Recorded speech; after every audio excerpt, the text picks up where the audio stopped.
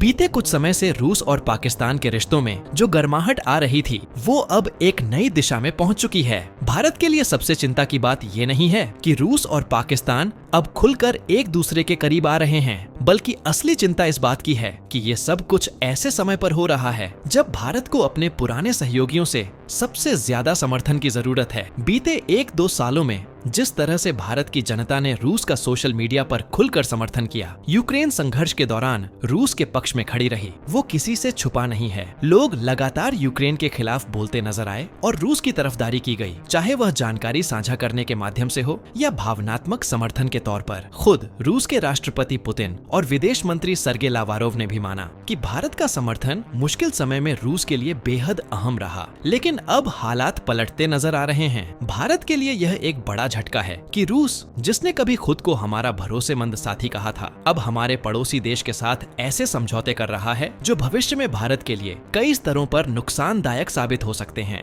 एक ताजा रिपोर्ट के मुताबिक रूस और पाकिस्तान के बीच कराची स्थित एक पुराने इस्पात संयंत्र को लेकर समझौता हुआ है। यह संयंत्र जो 2015 से बंद पड़ा था, अब रूस की तकनीकी मदद से दोबारा शुरू किया जा रहा है। इससे पाकिस्तान को भारी फायदा होने वाला है। कहा जा रहा है कि इस संयंत्र के चलते पाकिस्तान का स्टील आयात 30% तक कम हो जाएगा। अभी तक पाकिस्तान को अपना ज्यादातर स्टील बाहरी देशों से महंगे दामों पर मंगवाना पड़ता था। यह न सिर्फ आर्थिक रूप से नुकसानदेह था, बल्कि विदेशी मुद्रा भंडार पर भी इसका सीधा असर पड़ता था। अब इस समझौते के बाद पाकिस्तान हर साल लगभग 4 से 5 अरब डॉलर तक की बचत कर सकेगा, जो उनके लिए एक बहुत बड़ा आर्थिक सहारा होगा। अब सोचिए, जिस समय भारत को अपने मित्र देशों की सबसे ज्यादा जरूरत है, ऐसे समय में रूस का यह कदम साफ दर्शाता है कि अब उनकी प्राथमिकताएं बदल रही हैं। यदि रूस को पाकिस्तान की मदद ही करनी थी तो वो कुछ महीने बाद भी की जा सकती थी, लेकिन ऐसे वक्त में जब भारत एक मुश्किल दौर से गुजर रहा है, यह रवैया बिल्कुल अप्रत्याशित है। इस पूरे घटनाक्रम से यह भी साफ होता है कि सिर्फ भावनाओं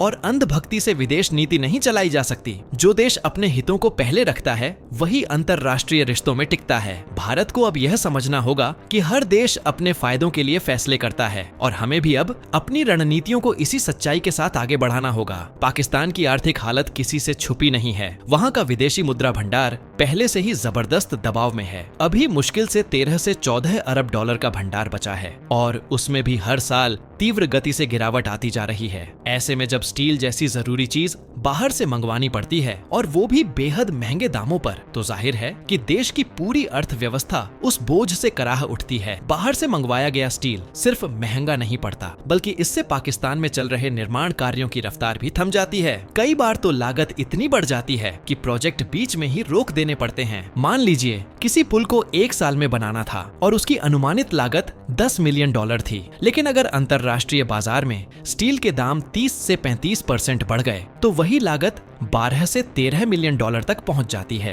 ऐसे में न सिर्फ बजट बिगड़ता है, बल्कि समय पर निर्माण कार्य पूरे करना भी नामुमकिन हो जाता है। पाकिस्तान में इस समय यही हाल है। हर तरफ अधूरे पुल, अधूरी बिल्डिंग्स और बंद पड़े प्रोजेक्ट नजर आते हैं। लेकिन अब रूस की मदद से कराची में जो स्टील संयंत्र दोबारा शुरू होने जा रहा है, वो हालात को पूरी तरह से पलट सकता है। इससे न सिर्फ पाकिस्तान का स्टील आयात काफी हद तक कम हो जाएगा, बल्कि विदेशी मुद्रा की बचत भी होगी। इससे मिलने वाला स्टील उनके तमाम अधूरे पड़े प्रोजेक्ट्स को फिर से चालू करने में मदद करेगा। साथ ही स्टील की कीमत में होने वाली उतार चढ़ाव से भी उन्हें राहत मिलेगी, क्योंकि अब उन्हें मालूम होगा कि साल भर की जरूरत अपनी फैक्ट्री से पूरी हो जाएगी। इतना ही नहीं, इस संयंत्र की शुरुआत से कराची में रोजगार के अवसर भी तेजी से बढ़ेंगे। बताया जा रहा है कि यहाँ हजारों की संख्या में कामगारों की भर्ती की जाएगी और आगे चलकर पाकिस्तान इस स्टील का निर्यात भी शुरू कर सकता है, जिससे उसे डॉलर कमाने का मौका मिलेगा। अब सवाल उठता है कि रूस आखिर यह सब क्यों कर रहा है। पहली नजर में तो ऐसा लगता है